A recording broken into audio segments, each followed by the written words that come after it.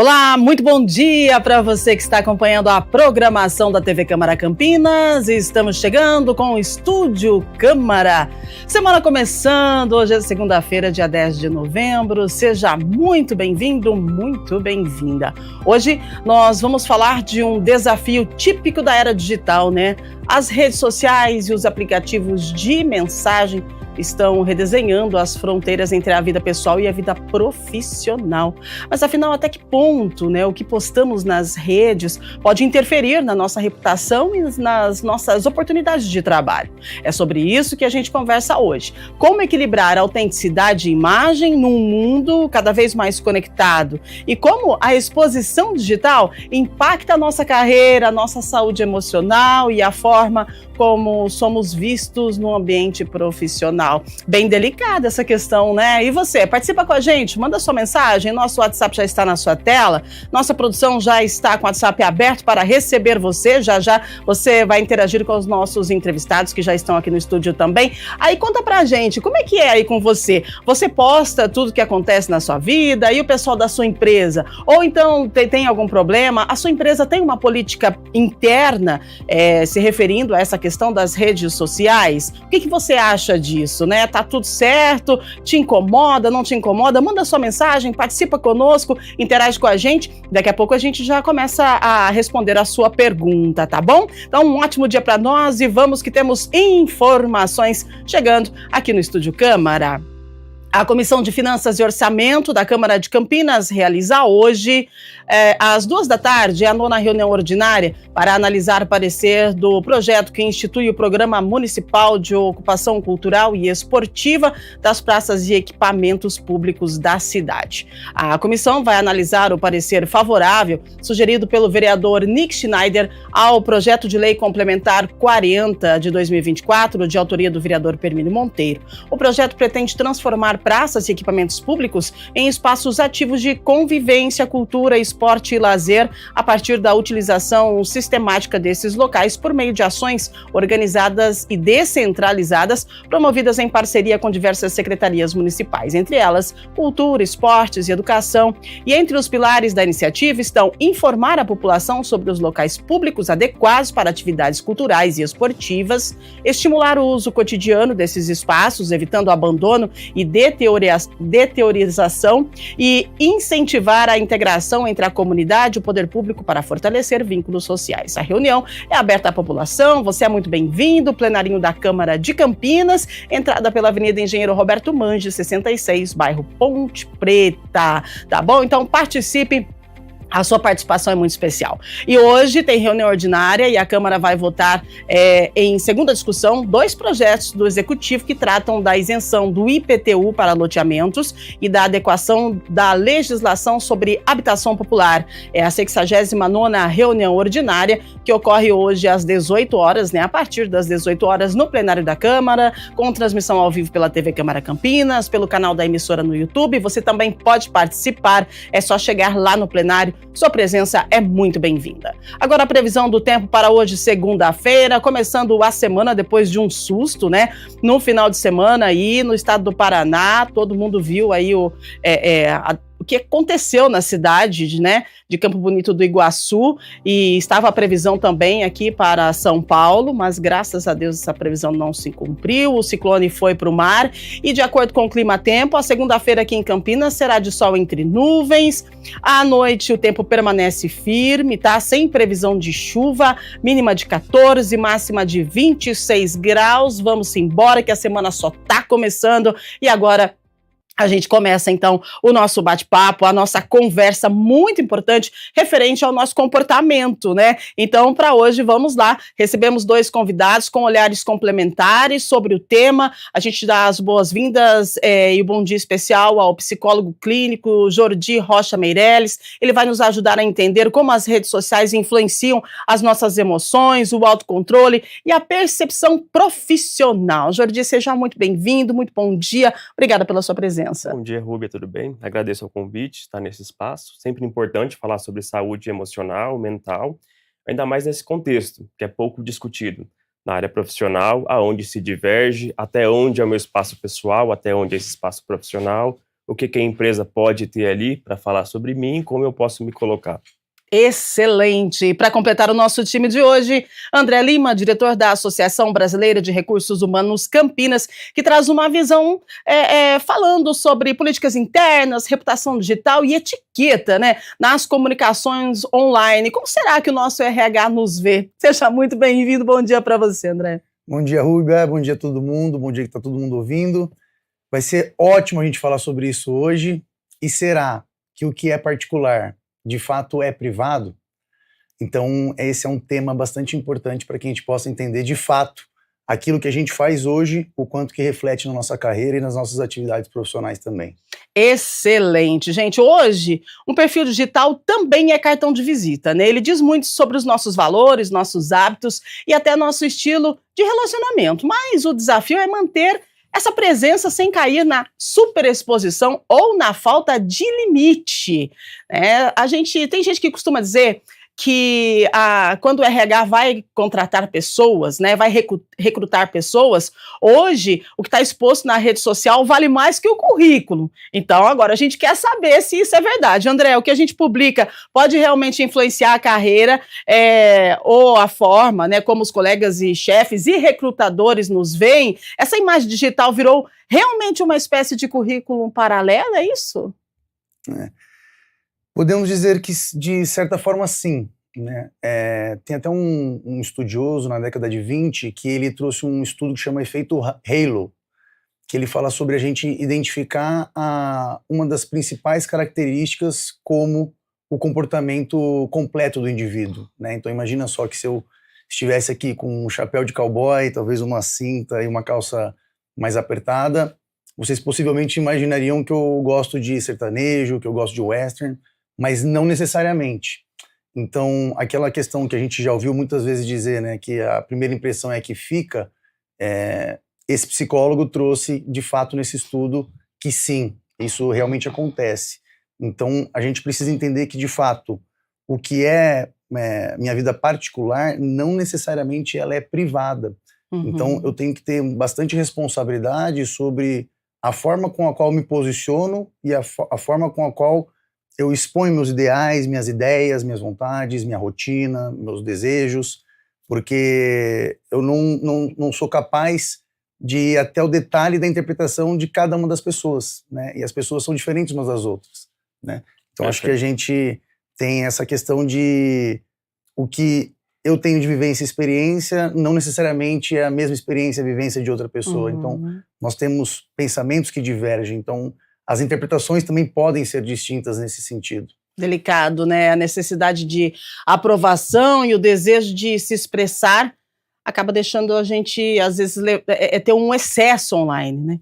Como que a gente identifica, Jordi, o limite, né, entre o desabafo pessoal, né, e o comportamento que pode comprometer a imagem profissional? Porque a gente precisa ter um equilíbrio, mas ninguém ensinou a gente que esse equilíbrio, como que a gente podia fazer, e também ninguém imaginou que essa exposição que nós temos na rede social se tornaria um currículo, não é? Perfeito, Rúbia. Primeiro, para discernir o quanto que a gente está ali se colocando de algo normal para algo que já não é, para algo não saudável, é se perguntar, essa postagem que eu estou fazendo, isso que eu estou colocando, é algo pensado ou é só um impulso? É algo reflexivo ou não? O problema que a gente vê hoje nas redes sociais é que não tem esse primeiro passo de refletir. Uhum. Você tem que estar primeiro no momento de silêncio, olhar aquilo, pensar 1, 2, às vezes 3 vezes, para depois sim se colocar. Muitas vezes o que acontece, a rede social ela quer estímulo, ela quer engajamento, ela quer sentimento de raiva, de ódio muitas vezes, prazer, e aí você acaba também indo por esse comportamento. E dessa forma acaba não sendo saudável. A gente vai no impulso, como você disse, né? E qual que é a avaliação psicológica sobre a questão da empresa mesmo, de olhar, né, aquela pessoa que faz parte da empresa de uma forma pessoal dela, privada dela? Realmente isso faz sentido? O porquê desse olhar? O que acontece? Tem a ver o que eu sou fora da empresa para a empresa isso significa muito? Você acredita que esse meu comportamento fora pode refletir dentro da empresa? Como é que a gente equilibra isso, Jordi? Em tempos atuais, hoje, é muito levado em consideração aquilo que você coloca nas redes sociais. Uhum. Porque é meio difícil de você tirar essa identidade do que é privado e particular, como o André colocou aqui. Sim. Então, assim, a empresa ela pode chegar até certo ponto, entender aquilo que você está postando. Se houver algo que é muito fora, em questão política, em questão de crenças, isso, quando é conversado anteriormente, é pré-estabelecido num acordo ali entre empresas, né? Ó, essa é a cultura da empresa, tenho essas leis e normas aqui que eu acredito. Sim. Se você firmou estar comigo, precisa andar nessa linha, né? Uhum. Então, é importante sim a pessoa ter essa autorregulação, entender o local que ela está e não só sair postando por impulso, por aquilo que ela deseja naquele momento. Excelente. Agora, a gente já tem aí bastante ações, né, que vêm ocorrendo, o Ministério de Trabalho, de pessoas que foram demitidas por conta de postagens, né, eu ia trazer alguns vídeos aqui, mas melhor a gente não expor, porque tem o funcionário ali que foi demitido e simplesmente pela postagem que ele fez, a empresa entendeu que estava prejudicando, né, o funcionário estava prejudicando a visibilidade da empresa por conta da postagem e ele foi demitido. O que aconteceu? Ele entrou no Ministério do Trabalho e aí a empresa foi condenada a pagar uma indenização para esse funcionário. Detalhe, essa empresa não tinha a política interna, né? Então, agora eu pergunto para você, André, a política interna da empresa tem mudado com essa relação que nós estamos tendo hoje com rede social? Tem muitas empresas adaptando uma política interna. Como que funciona? E quando a pessoa ela vai ingressar nessa empresa, ela precisa aceitar ou não? Como é que é? Perfeito. Principalmente de 2020 para cá, né, quando a gente pega um período pós-pandêmico, existiram várias adaptações e atualizações de todas as atividades, teses e tudo que tange na questão do digital, né? Então, porque as pessoas começaram a trabalhar de casa, os costumes mudaram, né? O formato de trabalho também foi se alterando ao longo do tempo. Então, isso vem mudando drasticamente a forma com que as pessoas se relacionam umas com as outras, né? Então, essa questão da gente olhar para dentro, para poder, de fato, ver se aquilo é alguma coisa que faz sentido eu expor, pode impactar, de fato, no meu ambiente de trabalho no dia a dia, com certeza. E as empresas hoje estão adaptando essa política interna, essa regra, né, para a contratação de uma pessoa. E como que as pessoas têm reagido a isso? Hoje, geralmente as pessoas elas não vão no detalhe do que... Quando a gente fala da questão da conduta digital, né? Então, quando uma pessoa vai assinar um contrato de trabalho, infelizmente, na maioria das vezes, elas não leem todo o contrato de trabalho, né? Então, elas acabam não entendendo, de fato, quais são os direitos e deveres, quais são as responsabilidades, quais são as premissas e quais são os limites, né? Até onde que ela pode ir e até onde que ela não deveria ir, né? E quais seriam, talvez, as possíveis consequências disso. Mas temos casos também felizes, né? Então, tivemos um caso no início do ano, perto do Carnaval, em que a social media de uma grande fintech, ela, por acaso, confundiu as contas da rede social pessoal com a da fintech e postou um monte de vídeo pulando o carnaval, etc. Uau. E isso viralizou e foi muito bom para a empresa, assim, impactou positivamente a empresa, foi fantástico, né? Teve uma questão da questão, elevar a questão da cultura, de como as pessoas são felizes lá dentro, né? Como que seria legal trabalhar num ambiente desse, etc.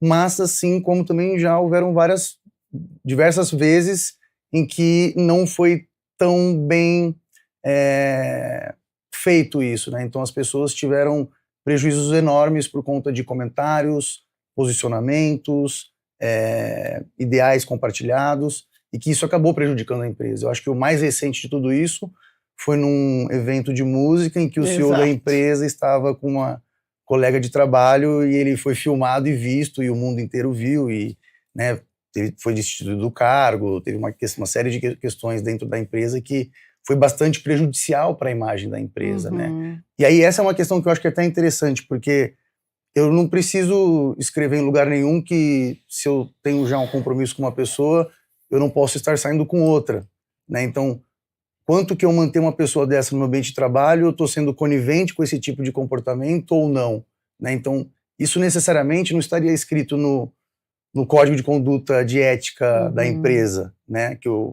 a pessoa não pode trair, né, o marido, a esposa, ou enfim. Mas isso foi uma das questões que foi levada em consideração. Uma pessoa com tanta responsabilidade, com tanta importância dentro da organização, não respeitando os próprios valores familiares e pessoais. Então, como que essa pessoa pode liderar a companhia para os valores da companhia num contexto maior que envolve centenas de milhares de colaboradores, né? Então, isso que eu acho que é uma coisa que a gente acaba olhando e tentando entender mais a fundo como que pode acontecer melhor no dia a dia. Perfeito, né, Jordi? Acaba sendo uma hipocrisia, né? Porque você é pregador dos bons costumes, você é ditador de regras, e a gente sabe, né? A empresa tem regras, só que aí você não faz o que você prega, né? Então aí fica bem delicado e entra num contexto totalmente desequilibrado. Perfeito. E o quanto que esse cenário que o André traz é algo atual, né? Nós passamos por uma evolução tecnológica que hoje sim tem essa grande exposição, mas antigamente era muito bem dividido. Eu ia ao meu trabalho, prestava o meu serviço, agia conforme as condutas ali da empresa. Quando eu ia para casa, eu era uma pessoa totalmente diferente. Socialmente, nós vestimos máscaras, e é importante, porque eu não vou agir da mesma forma que eu ajo com a Rúbia, com a minha mãe, por exemplo, com o André, com um colega de trabalho. Então, assim, a rede social, o que ela fez? A gente passou a atuar cada vez mais, utilizar cada vez mais de máscaras. E aí a gente se perde um pouco aonde é permitido e aonde não é. Aonde eu sou só da empresa, mas, por exemplo, na minha rede social, eu posso ser mal interpretado também e isso afetar o meu profissional. Então é tudo muito novo, a gente ainda está entendendo o que é esse momento atual. Exatamente, estamos entendendo e estamos aprendendo, apanhando e aprendendo, né? Porque quem imaginou que isso poderia acontecer? Agora tem uma questão da emoção, né? A emoção, a saúde emocional, ela impacta o nosso comportamento nas redes sociais. Qual que é a sua avaliação? E de que forma essa impulsividade, né, que a gente tem? Eu digo a gente porque isso também acontece comigo. A gente às vezes fica muito impulsivo. Você tá lá, vê um negócio legal, puf, quando você vê já foi, né? E isso vai impactar. Tem a questão do pertencimento, a questão da ansiedade, vai interferir como a gente se comunica online. Então, eu gostaria que você explicasse pra gente, Jordi, quais os pensamentos que a gente tem que ter. Você já disse de primeira aqui que a gente precisa parar, analisar aquele contexto e ver se realmente aquilo vai trazer um olhar bom ou não do outro. Mas até que ponto a gente precisa se importar com o outro nesse mundo que a gente vive na superexposição? E hoje a gente falando aqui sobre a questão aí das empresas, né? E do nosso currículo, que acaba sendo exposto de uma forma que de repente a gente não quer que seja. Perfeito, uma ótima pergunta, inclusive. O que acontece muito? Quando a gente está ali em formação no nosso eu criança, há o eu ideal e o ideal do eu. O que diferencia? No eu ideal, a gente está ali no momento narcísico, tem nossos pais que estão voltados para a gente cria uma imagem de um eu, às vezes super alto ali, e age conforme esse impulso, essa vontade. Depois vem o ideal do eu, que é quando o outro entra, como sociedade, escola, professores, e vão impondo regras. Isso a gente internaliza e aí acaba gerando a culpa. A culpa, até certo ponto, ela é bom. Regula a gente vive em sociedade com os outros. O que acontece é que hoje, com as redes sociais, a gente não está mais internalizando essas regras e essas normas. Estamos deixando para o outro, sempre em vigilância. E aí comete o erro de o quê? De não saber mais regras e normas que são básicas para vivência em sociedade. A gente acaba vivendo sempre com medo desse outro estar julgando e colocando a responsabilidade no outro e não sendo nossa. Interessante, cara. Muito bom essa pontuação, né? A gente sempre coloca a responsabilidade no outro. É mais fácil, né? Achar que a culpa é do outro. Agora, quando a gente fala de exposição e rede social e a parte profissional, organizacional, RH, nós falamos aqui de redes sociais. Então, as redes sociais, né? A gente sabe que o pessoal posta mais aquelas coisas assim de você tá curtindo e tal, coisa que é do dia a dia, né? Mas tem uma rede social específica para pessoas que postam as coisas do dia a dia profissional, que é o tal do LinkedIn. E aí tem situações de empresas que proíbem o funcionário ou o colaborador de ter o LinkedIn. Por quê? Porque a partir do momento que ele tem o LinkedIn, ele está expondo o profissional dele e ele pode ser contratado por outra empresa. É outra coisa que sai um pouquinho do equilíbrio, né? André, eu gostaria que você explicasse para a gente esse negócio de LinkedIn e que a gente tem que tomar cuidado com o LinkedIn também, porque o LinkedIn, sim, é um currículo nosso. Agora, se eu estou postando, é meu currículo, eu estou postando a minha parte profissional, a minha ação, desenvolver aí da minha profissão. Mas e aí? A empresa pode não permitir que eu esteja postando por conta de que outra empresa pode ver a minha postagem e pode me chamar para trabalhar, tipo assim, é uma concorrência? Como é que fica daí? Certo. De praxe ela não pode, a não ser que de fato isso esteja descrito num contrato previamente lido e assinado entre ambas as partes. Agora, se não houve isso de forma prévia, não, ela não pode, simplesmente não pode. E o LinkedIn, ele é interessante porque ele é de fato uma ferramenta intencional para trabalho, né? Uma ferramenta, uma rede social intencional na questão profissional. Porém, quando a gente vem para o digital e olha para as outras ferramentas sociais, tem muitos empreendedores, empresários vendendo também através do Instagram, vendendo também através de outras plataformas como o TikTok, por exemplo, né? Então, é por isso que é importante a gente entender que de novo eu reforço essa questão, né? O particular, ele não é privado. E eu tenho que entender que, na melhor das minhas intenções, a interpretação daquilo que eu faço não necessariamente depende de mim, exclusivamente, né? Vai depender da pessoa, vai depender do humor que a pessoa estava naquele momento, vai depender da forma com que ela quis ler aquilo, da intenção que ela leu aquilo, das referências que ela tem sobre mim, das referências que ela tem do ambiente em que eu vivo. Então, são várias coisas que contribuem ou não para que as pessoas possam acabar, de certa forma, entre aspas, me julgando, que é a questão do efeito halo, né? Então eu vou ter, de fato, uma foto da pessoa com aquela primeira impressão que eu tive no início. Então a gente precisa muito tomar cuidado com a questão das redes sociais. Cuidado, não diria um cuidado, né? Mas eu diria mais uma atenção sobre... Vamos traduzir a atenção e o cuidado para responsabilidade. Então é importante eu sempre ser bastante responsável com as minhas ações e com o tipo de exposição que eu faço nas redes, porque aquilo pode me promover, de certa forma, mas de uma outra maneira pode me atrapalhar bastante sem que eu queira também. Poxa vida, é bem delicado o negócio, porque a gente precisa ter aí o equilíbrio novamente.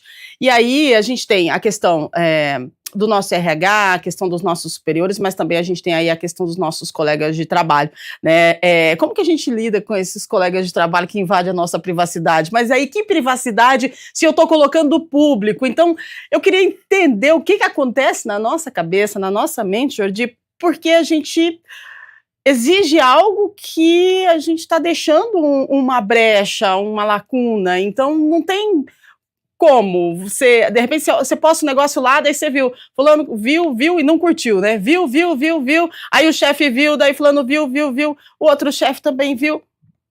E aí, o que é isso? É uma perseguição? É também um impulso da outra pessoa de olhar o que você está fazendo?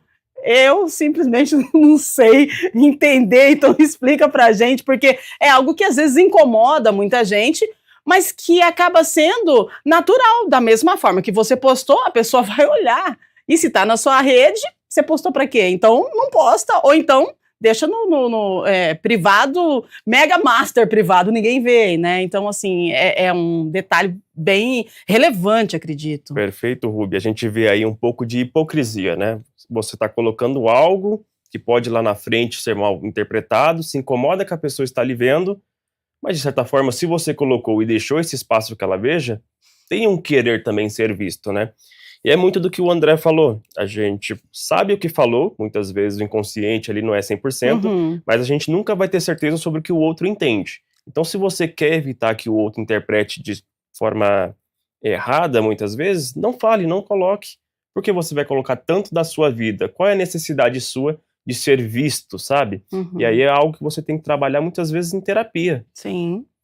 Exatamente, porque você age no impulso, você quer ser visto, mas quando você é visto, você interpreta de uma forma errônea, você não gosta de ser visto, mas você postou é porque você quer que vejam. Agora essa questão, André, das postagens em redes sociais, né, e aí o chefe olhando, os colegas olhando, isso tem gerado bastante, uma situação não tão boa, porque as pessoas falam daquela questão da perseguição. Isso existe mesmo no mundo corporativo? E como que o RH interpreta isso?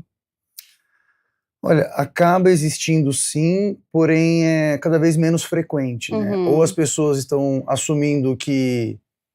eu vou dar um exemplo pessoal meu, né? Ao longo da minha trajetória corporativa, eu sempre tive redes sociais, nunca mantive com bastante frequência, mas nunca tive ninguém do meu trabalho, né? Sempre que eu fui do corporativo, de fato. Nunca tive ninguém do meu trabalho, né? As pessoas, no começo elas achavam isso bastante estranho, né? Mas, pô, por que você não me segue, né? Por que você não deixa que a gente te siga? Eu te procurei aqui, eu nem te achei na rede social.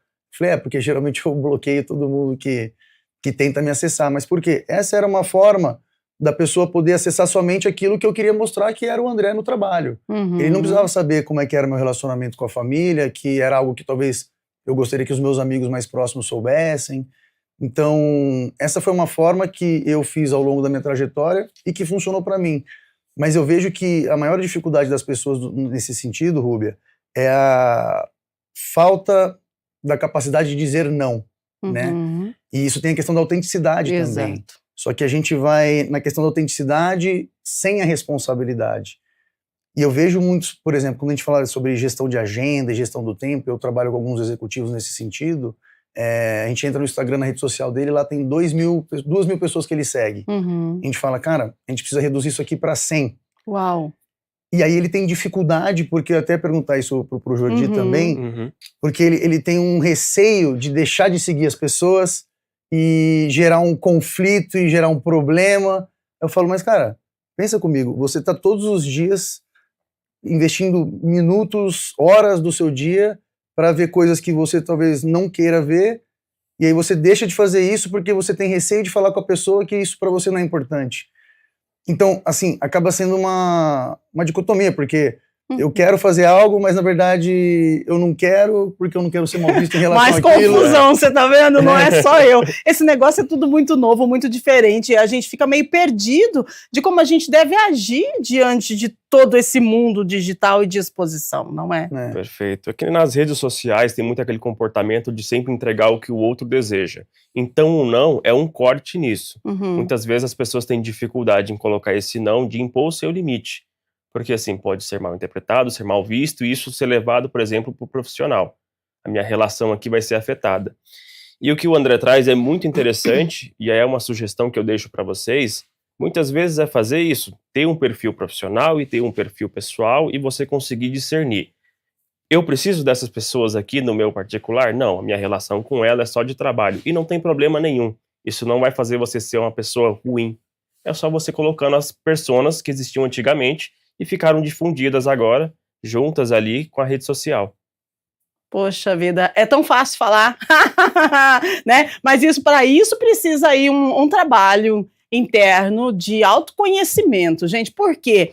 Porque como o André muito bem colocou, você vai deixar de seguir, aí você vai pensar, o que a pessoa vai pensar de mim? Então, mais uma vez, eu estou preocupado com o outro, né? E se você tem um autoconhecimento aí, fica mais fácil você definir isso, porque tá tudo bem, e se o que a outra pessoa vai pensar, o pensamento é dela, mais ou menos isso, né, Jordi? Isso, perfeito. Para você conseguir diferenciar o que é outro, o que é seu, você tem que ter um autoconhecimento elevado, você tem que saber até onde você tem os seus limites, sua capacidade, que é aquilo que comentamos anteriormente.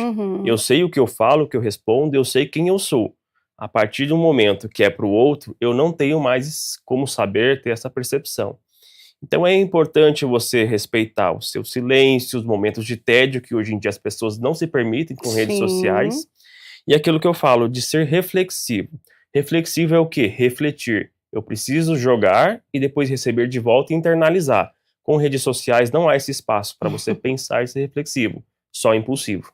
Poxa vida, ó, fica a dica aí, a gente age no impulso, viu? Toma cuidado. Você, quando eu digo a gente, eu digo nós, porque eu também faço isso, e eu acho que você também faz. Não é sempre, mas de vez em quando você tá lá num lugar, que legal, vou postar, depois você posta, o que eu fiz aqui? Por que eu postei isso? O que tem a ver, né? Mas é o impulso, e a gente precisa aprender a controlar esse impulso. E falando em impulso, a gente está falando aqui de profissional e redes sociais, né? Exposição, WhatsApp. Gente, o que é isso? Grupo de WhatsApp, responder na hora, você não respondeu, de repente a empresa, ela tem o grupo no WhatsApp e você precisa estar atento a esse grupo no WhatsApp. O que o RH traz pra gente? Isso também já deu problema no Ministério do Trabalho, né? Já tem ações aí, porque, na verdade, quem disse que você precisa trabalhar com o WhatsApp para a empresa? Isso está escrito onde? Mas seria o bom senso. Mas até onde vai o bom senso? Para mim e para a empresa? Como é que a gente equilibra isso? Vamos lá, RH, por favor, André. Enquanto empresa, a gente precisa, de fato, fornecer todos os recursos e ferramentas necessários para que o colaborador desempenhe as funções e atividades dele no dia a dia. Então, eu não posso exigir dele envolvimento, interação em grupos de WhatsApp, primeiro, que não esteja com o número da própria empresa. Até para a própria empresa isso não é uma coisa interessante, né? Porque daí todas as informações ficam no número pessoal do colaborador, que eventualmente, se sair ou se ele quiser divulgar as informações de alguma outra forma também, acaba sendo bastante ruim, né? Mas isso acaba acontecendo muito. Mas, particularmente, eu acredito que isso é bastante ineficiente, porque a partir do momento que eu tenho já um ambiente controlado pela própria empresa, seja as ferramentas que a gente tem disponíveis aí, né, do próprio Google, do próprio Microsoft, ou Slack, tem vários ambientes que as pessoas possam interagir, eu tenho um grupo de WhatsApp, muitas vezes esse colaborador vai ter somente um número, né, e daí ele tem lá, na lista do dia a dia dele, tem lá, tia Genoveva dando bom dia, aí tem um amigo João chamando pro futebol à noite, e aí tem um chefe pedindo um relatório para daqui 40 minutos que vai apresentar para a presidência. E aí eu tenho meu liderado me chamando para um café porque aconteceu algum tipo de problema. Então, eu acabo desviando a minha atenção e não sendo eficiente naquela atividade que eu deveria estar fazendo bem, né? Até um ponto que o Jordi traz, eu entendo bastante a questão dos papéis sociais, né? Então, qual que é o meu papel naquele momento? Então, se de fato eu estou no trabalho, a interação com as demais atividades talvez deveriam ter momentos previstos, porque senão eu acabo não dando atenção para aquilo que eu deveria dar e acabo não fazendo bem feito aquilo que eu rapidamente tentei fazer, né? Então, a questão do WhatsApp, ela acaba muito mais atrapalhando, na minha opinião, e na minha percepção também, atuando como executivo e empresário, do que de fato ajudando. A gente tem uma falsa sensação que aquilo acelera e que eu demandei, larguei aqui, eu respondo 5 da manhã, eu mando áudio. Quando a gente olha os áudios, se você juntar 1 hora de áudio, não dá 5 minutos de fato algo que possa fazer alguma relevância importante. Então, para a empresa, não recomendo que incentive esse tipo de cultura de utilização do WhatsApp, mesmo porque você pode ter uma série de problemas, não só de eficiência e produtividade de fato, mas também da empresa ser multada, né? Porque o cara pode falar que ele está trabalhando depois das 18, antes das 8, antes das 9, enfim, durante o almoço, que ele trabalhou o dia inteiro. Então isso acaba atrapalhando, porque se o cara está trabalhando o dia inteiro, isso não é bom também, porque daí o colaborador não descansa, e aí no dia seguinte ele não tem energia para poder fazer aquilo que é previsto ele fazer. Então acaba sendo uma bola de neve, né? Então o WhatsApp, para mim, a gente tem que abominar, ele tem que ser uma ferramenta de lazer e social, ou se de fato for ser uma ferramenta corporativa, ela tem ótimas funções, mas isso precisa estar previsto num contrato, precisa estar previsto anteriormente entre colaborador e empresa. Exatamente, até porque a internet trouxe pra gente essa sensação de imediatismo, né? E aí, Jordi, você recebe uma mensagem no WhatsApp, mas você não olhou, aí você não viu, você não quis olhar, e tudo bem. E de repente, poxa, mas você não viu a mensagem que eu te mandei no WhatsApp? Eu tenho que responder? a todo momento, eu tenho que estar conectado a todo momento. A gente está falando da desconexão o tempo todo, a gente está buscando desconectar o tempo todo, mas em contrapartida a gente tem aplicativos, enfim, que nos forçam a estar conectados. Mais uma vez, eu não sei nem o que dizer sobre isso, socorro. Você percebe? É tudo muito assim, é desconexo, a gente não consegue, precisa ter muito, mais uma vez, um equilíbrio para a gente lidar com tudo isso. De novo, você traz muito bem. A questão dos aplicativos, eles estão ali querendo você a todo momento, porque você é um produto. Eles querem você ali por mais tempo, que isso vai gerando dinheiro, trazendo anúncios, informações. E aí o que cai? Por exemplo, nesse medo da pessoa, que é o FOMO, Fear of Missing Out, que é o medo da pessoa não estar integrada, de ela não responder uma mensagem, ela não vai estar ali com as pessoas, vai perder alguma coisa importante. E às vezes não, é só uma mensagem que era só responder. Então, de novo, sempre trazendo, é importante você ter esse autoconhecimento, ter o seu momento solitário. Não é a todo momento que você precisa estar na companhia do outro ou ser visto para existir, que é esse o grande erro que as pessoas confundem. Utilizam as redes sociais como forma de serem encontradas, mas não, você é só mais uma pessoa e é vista. Uau, olha aí, gente, você está vendo só. Agora, quando eu falei do Ministério do Trabalho, de ações, é o que o André trouxe. Essa questão do WhatsApp é bem interessante, porque tem ações aí que trabalhistas de pessoas que colocaram lá, né, no processo que elas estavam trabalhando após o horário, mas aí onde que elas provaram? Por mensagens de WhatsApp, né? E outras situações também de ações trabalhistas nessa questão da mensagem do WhatsApp. Então, assim, a empresa ela acha que o grupo vai agilizar o trabalho, mas ela está, na verdade, fazendo um espaço de coleta de provas, não é? Basicamente isso. Basicamente é exatamente isso. É um ambiente em que eu estou enchendo ele de provas contra a própria empresa, né? E, de novo, fica muito ruim, né? Quando a gente fala de produtividade, gestão do tempo, eu vejo que algumas pessoas elas ainda têm um grupo consigo mesma, né? Uma conversa consigo mesma. E aí elas têm a falsa sensação que estão se organizando nesse sentido. Mas as informações, elas ficam lá igual o grupo de WhatsApp do trabalho. Todas jogadas, sem follow-up, sem de fato um prazo bem definido, sem de fato um objetivo muito claro, sem de fato um indicador de acompanhamento. Então, quando a gente não tem essas pequenas premissas no ambiente corporativo, de fato, eu estou investindo energia que ela poderia ser melhor investida numa outra atividade, né? É isso, gente, nós estamos aqui com o nosso Estúdio Câmara, nós estamos ao vivo, aqui com o Jordi e com o André, falando sobre essa relação aí de redes sociais e o RH, né, de redes sociais e o nosso trabalho, a organização, os colegas de trabalho, o chefe, o líder, o coordenador, enfim, a gente precisa ter um equilíbrio sobre isso e tanto do lado pessoal, né, do trabalhador, quanto do lado do empresário, da empresa, do CEO, enfim, a empresa ela, é interessante que ela tem uma política interna e que essa política interna fique exposta para os colaboradores, porque aí sim dá um equilíbrio e tudo bem, se eu fui cobrada e não tenho uma política interna, alto lá. Agora, se tem uma política interna e eu fiz algo que eu não estou de acordo com aquela política interna, ok, né? Eu já estou sabendo as consequências,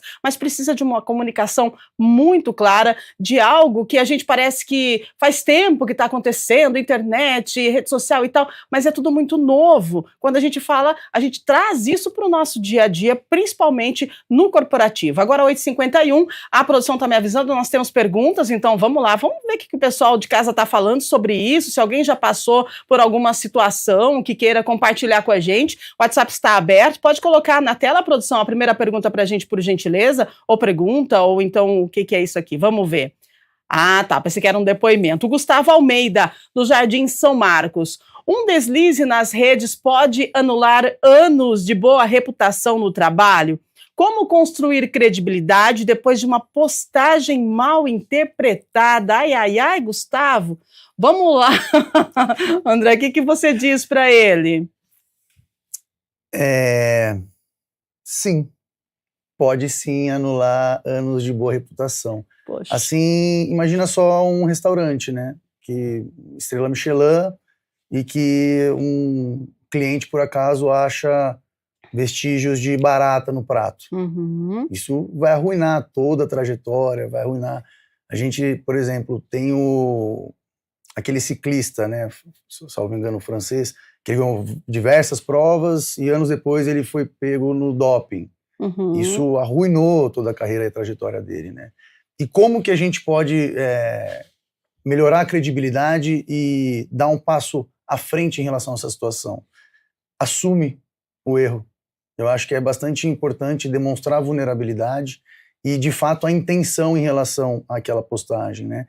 Então, recentemente teve um executivo de uma edutech que vem numa crescente enorme, que ele fez uma publicação que ela teve as interpretações e ele foi destituído do cargo, assim como ele foi destituído de alguns conselhos em que ele participava, por conta da interpretação, né? E qual que foi a forma que ele trouxe para poder melhorar e avançar em relação a isso? Foi, de fato, assumir, explicar qual que era a intenção, explicar qual que era o contexto em que ele trazia aquilo, independente, né? Muitas das pessoas ainda continuaram criticando e julgando, mas era o que poderia ter sido feito naquele momento. Então, de fato, assumir o erro, compartilhar sobre a real intenção em relação àquela atividade ou aquela publicação, ou qual que você queria com aquilo, e aguardar para que as pessoas não tenham tantos julgamentos mais. Mas não deixe de fazer. Eu falo assim, na publicação, que não te exponha, né? Mas se for algo, de fato, para o seu trabalho, para a sua evolução, para o seu próprio autoconhecimento, não deixe de fazer, continue a fazer, mas lembre sempre de ser bastante responsável em relação a isso. É responsabilidade, porque esse julgamento é quando você cai na rede social, você posta algo que acaba virando contra você. Isso traz um prejuízo mental muito sério, né, Jordi? Traz. A gente vivencia isso como a política do cancelamento, né? É você sendo excluído de toda uma sociedade. O outro tende a te atacar de forma impulsiva, que é isso que as redes geram, né? Aquele comportamento impulsivo, de raiva, de negação, e muitas vezes é a pessoa projetando isso no outro. Tipo, eu sou uma pessoa boa, então aquele que é ruim eu afasto. A pessoa que é afastada, ela deixa de praticamente existir, porque ela não é mais vista, e muitas vezes tem aquele comportamento de ódio. É difícil para a pessoa se recuperar, ela precisa passar por um momento, de novo, de entender aquilo que foi dito, se realmente cabe essa interpretação dúbia, e como um ser humano reconstruir, né? É você começar do zero, entender, tudo aquilo que você construiu foi perdido, mas eu não sou só aquilo que eu perdi, eu posso ser algo novo. E aí, reconstruindo de uma forma saudável. O legal é que a gente tem a oportunidade de recomeçar todos os dias, né? Agora a gente precisa entender esse recomeçar aí para a gente poder ver o que nós erramos lá atrás, para a gente poder não repetir esse erro e seguir a vida. Delicado, difícil, desafiador, mas a gente consegue. Vamos lá, 8h55, mais perguntas, por favor. Produção, pode colocar na tela pra gente? Vamos ver quem é que está conosco novamente. A Tatiane Moreira, da Vila União. O que faz algumas pessoas sentirem necessidade de responder tudo imediatamente, mesmo em situações que poderiam esperar? Isso é ansiedade digital? Vamos lá, Jordi. Perfeito, é sim uma forma de ansiedade. A gente fala que é um apego inseguro. O que é o apego inseguro? Na nossa infância, há pessoas que vão criando um apego inseguro, evitativo, ou apego seguro. O que acontece? Muitas vezes, quando nosso pai e nossa mãe saem, na nossa concepção, a gente ainda não consegue conceber que a pessoa saiu e ela ainda existe em outro local. Ela deixa de existir para a criança. Nisso aí, muitas crianças não conseguem lidar com essa ausência. E isso vai reverberando na vida adulta.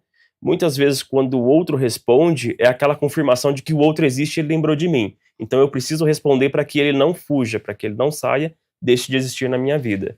Então sim, é uma forma de ansiedade e precisa ser trabalhada em terapia. Estamos todos ansiosos?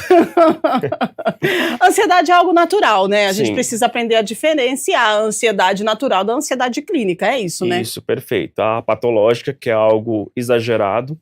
Ansiedade nada mais é do que aquele medo de que algo no futuro possa acontecer de forma ruim. Há o aspecto positivo da ansiedade? Obviamente. Por exemplo, uma prova que eu tenho que fazer amanhã.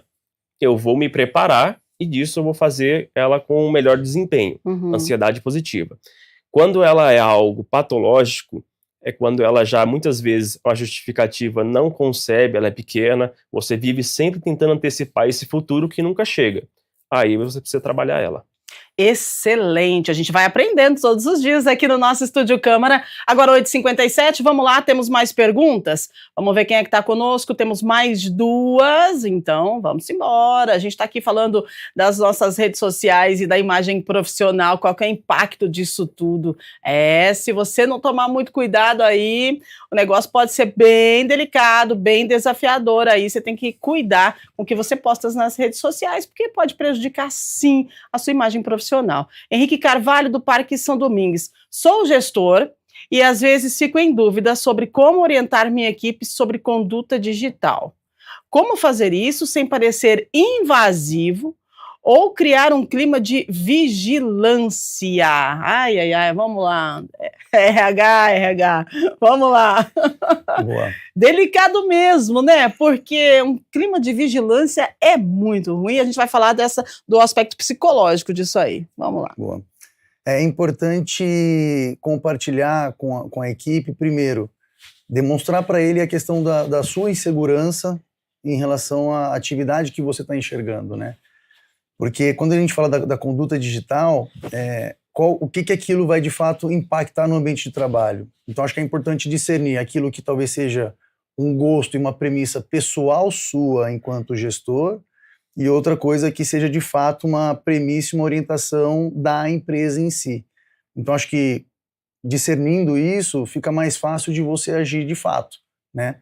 Então aqui você vai ser apenas um facilitador da mensagem, né? Você é um líder aqui da empresa que você vai transmitir a mensagem para o colaborador sobre as regras, padrões, condutas, direitos e deveres. E aqui você vai ser um apoiador dele e você vai ser um promotor da carreira, da vida e do desenvolvimento desse colaborador. Então, acho que também é válido você compartilhar sobre a sua visão enquanto gestor, a sua visão enquanto líder. Não que isso necessariamente deva ser cobrado dele, né? Então, vou dar um exemplo. Eu trabalhei num ambiente que a gente tinha... as pessoas poderiam se vestir da forma que quisessem, né? Eu tinha um liderado que ele estava querendo avançar na carreira como supervisor, gestor, enfim, e ele vinha constantemente de chinelo, às vezes ele chegou até a vir de regata no ambiente de trabalho. Isso foi interessante, porque eu trouxe para ele sobre... no ambiente que a gente estava, quantos gestores e líderes estavam se vestindo daquela forma. E como que ele enxergava que a equipe fosse enxergar esses gestores, né? Então, assim, eu coloquei ele mais para pensar alguns steps depois, steps forwards, para entender se de fato aquilo fazia sentido para ele. Se aquela conduta no dia a dia faria sentido para ele, independente daquilo que eu achasse, né? Então, eu trazia para ele um outro ponto de vista. Então, para mim, são duas coisas, duas atividades diferentes, né? Uma que é gestor enquanto empresa e outro que é gestor promovendo o colaborador para que ele possa crescer de fato na carreira e nas atividades, nos desafios dele. Vale também o bom senso, né, da pessoa, né? Porque, poxa vida, tá na praia, né? Você quer ser gestor, quer ser o CEO, vai trabalhar de regata e chinelo? Aí não, né, produção? Pelo amor de Deus. Agora, Jordi, essa questão da vigilância, né, de ser invasivo, é algo também que preocupa os dois lados. Tanto o gestor, como foi muito bem pontuado pelo nosso telespectador, mas também tem aí uma ação ou uma reação do outro lado, que é o lado do profissional em si. Perfeito. A gente tem que diferenciar da vigilância, hipervigilância e o supervisionado. Supervisionar é o quê? Você tem essa comunicação, explica para ali o colaborador, o que seja, eu estou fazendo isso porque é por esta forma e eu quero chegar nesse resultado. É tudo uma questão de trabalho. Quando não é comunicado, e isso causa o sentimento de perseguição, aí é vigilância e hipervigilância, o que é algo ruim. Tanto para aquele que está cometendo, Sim. porque você tem que entender qual é a sua necessidade de ter o controle a todo momento sobre aquela pessoa e também para aquele que está sendo vigilado, né? E vigiado, Aí exatamente. é muito complicado porque cria esse sentimento de perseguição, que a qualquer erro que a pessoa cometa, ela pode ser julgada. E somos humanos. Nós estamos ali e podemos cometer erros. Exatamente, muito bom. 9h02, vamos com mais uma produção. Quem é que tá com a gente aí? A gente agradece, viu? Você que tá ligadinho aqui na TV Câmara Campinas, Estúdio Câmara, estamos ao vivo. Vamos lá, Daniela Moraes, da Vila Padre Anchieta. Eu costumo desabafar nas redes sociais quando eu estou frustrada, mas depois me arrependo. Por quê? Não, porque parece que naquele momento postar alivia e depois pesa. É o tal você age por impulso, né? O que acontece com a gente? É isso, ó. Responde ela pra gente, por favor, Jordi. De novo, é o impulso, é a necessidade de ser percebida, de que os outros vejam aquilo que você sente, mas quando você reflete sobre isso, você fala, por que o outro precisava ver isso? Será que cabe ao outro mesmo ou é algo meu que eu não consegui dar conta? Aí, minha amiga, é sempre ir pra terapia.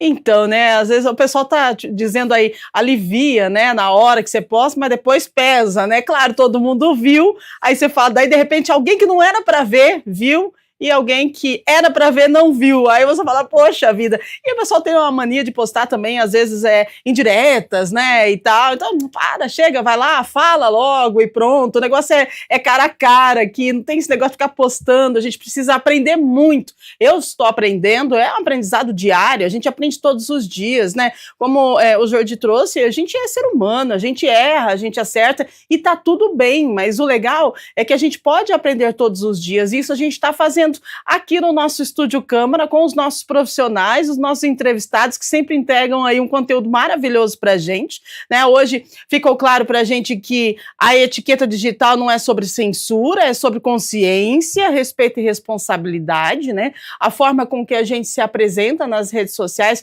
pode abrir portas ou fechá-las, e a gente precisa ter aí um equilíbrio. O legal é, como foi muito bem colocado aqui no programa de hoje, você tentar separar o pessoal do profissional. É um pouco difícil, mas se você consegue, show de bola, parabéns. E essa colocação que o André deixou pra gente aqui, da gente de repente não aceitar os colegas de trabalho, olha, é um exercício também que é dificultoso, mas quem sabe você consiga, né? Vamos lá, vamos tentar, se isso está te incomodando. Agora, se não incomoda, tá tudo bem, segue a vida. Quero agradecer a presença de vocês aqui. Jordi Rocha Meirelles, psicólogo, trouxe a sua visão sobre essa nossa impulsividade e esse cuidado que a gente precisa ter com as redes sociais, né, com a internet, com esse mundo meio que a gente fala, eu conheço a internet, conhece nada, é um mundo desconhecido, a gente não tem nem noção do que é isso. Quando a gente acha que está conhecendo, tem coisas que estão vindo aí e a gente fica bem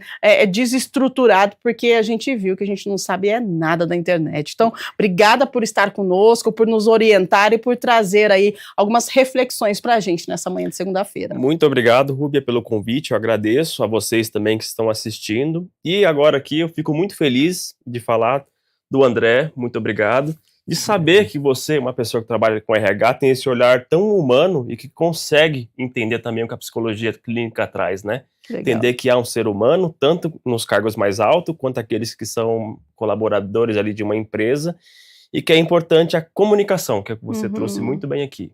Ser muito bem dialogado. Que legal, olha só, né, a gente agradece então o Jordi e o André, mais uma vez, a presença aqui no nosso Estúdio Câmara, muito obrigada por trazer a sua visão humana, né, como muito bem colocou o Jordi aqui, a gente agradece as suas colocações e o seu ensinamento pra gente vai tentar seguir aí algumas falas que você deixou no ar para nós. Obrigada, André. Perfeito, eu que agradeço a presença, agradeço o Jordi por abrilhantar o nosso papo aqui, a Rúbia por conduzir tão brilhantemente, e deixo uma dica para vocês. Eu acredito muito fortemente que saber falar não vai ajudar vocês demais nessa questão, e também da clareza da importância, né? Então, por que eu tenho que postar? Por que eu tenho que me expor? E, mais além, por que isso é importante para mim? Por que eu me sinto bem fazendo isso? Porque a partir do momento que você tiver um pouco mais de clareza dessas respostas, das respostas dessas perguntas, você talvez vai conseguir dedicar melhor e direcionar melhor o seu tempo para aquilo que de fato vai ser importante e válido para você e para sua trajetória, para sua vida. Excelente, gente. Então, assim, ó, no mundo digital, a chave para o sucesso profissional está onde? No autocontrole, gente, no autocontrole. A gente precisa entender, né, que nós temos que ter um pouquinho de controle e ter uma consciência sobre a nossa identidade online, né? E nós temos essa identidade, então vamos cuidar dela, tá bom? Agradeço mais uma vez os nossos convidados, você aí de casa que esteve conosco, participou, nosso bate-papo de segunda-feira, super válido. Amanhã, terça-feira, nós temos mais uma edição do Estúdio Câmara ao vivo e a gente vai falar de algo que acontece com todos nós. Quando um amigo vira família. Limites e cuidados. Vamos lá. Primeiro, emprestar dinheiro a amigos. Ajuda ou é uma armadilha? Na vida adulta, os amigos muitas vezes são uma rede de apoio, companhia nas horas difíceis e também parte do cotidiano. Mas quando a amizade se torna uma dependência emocional, é saudável contar tudo para um amigo? Essa amizade vai sim durar pro resto da vida? E como se equilibrar aí, então, o afeto, a individualidade nas relações? Um pedido só por uns dias pode colocar à prova uma amizade de anos? Vamos refletir sobre isso quando o amigo fica muito íntimo e aí, de repente, essa amizade é colocada à prova. A gente fala sobre isso amanhã, a partir das 8 da manhã, aqui no nosso Estúdio Câmara. Vamos encerrando o Estúdio Câmara desta segunda-feira. Desejando a você uma semana excelente, muito produtiva e abençoada. Obrigada por estar conosco. Daqui a pouquinho a Iria vem chegando, a nossa jornalista de inteligência artificial. Ela atualiza as informações aqui do Legislativo, de Campinas, Brasil e mundo para você. Ao meio-dia temos Câmara Notícia, né? Informações do Legislativo também da nossa cidade. Lembrando que a programação da TV Câmara Campinas é feita pela nossa equipe especialmente para você, com muito carinho, muito cuidado.